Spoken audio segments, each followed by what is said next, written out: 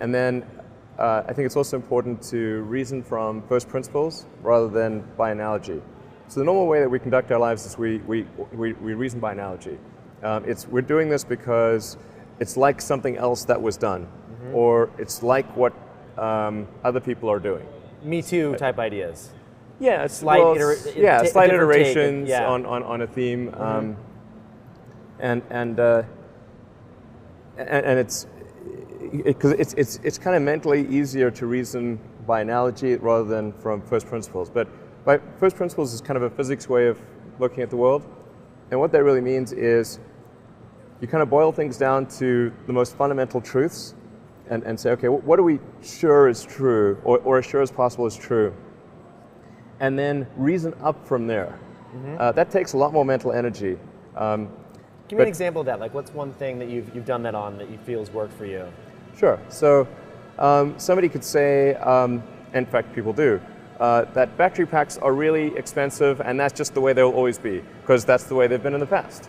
You're like, well, no, that's pretty dumb, because if you applied that reasoning to anything new, then you wouldn't be able to ever get to that new thing. Right.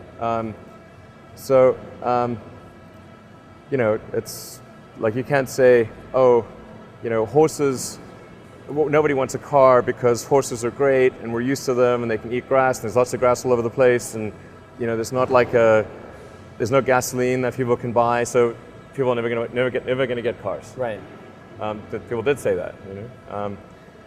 And for batteries, they would say, oh, it's going to cost, historically it's cost $600 per kilowatt hour, and so it's not going to be much better than that in the future. And you say, no, okay, well, what are the batteries made of? So first principles would be to say, okay, what are the material constituents of the batteries? What is the spot market value of the material constituents? So you can say, okay, it's got cobalt, nickel, aluminum, carbon, and some polymers for separation, and a steel can. So break that down on a material basis and say, okay, what if we bought that on the London Metal Exchange, what would each of those things cost? Like, oh, geez, it's like $80 per kilowatt hour. So clearly, you just need to think of clever ways to take those materials and combine them into the shape of a battery cell, and you can have batteries that are much, much cheaper than anyone realizes.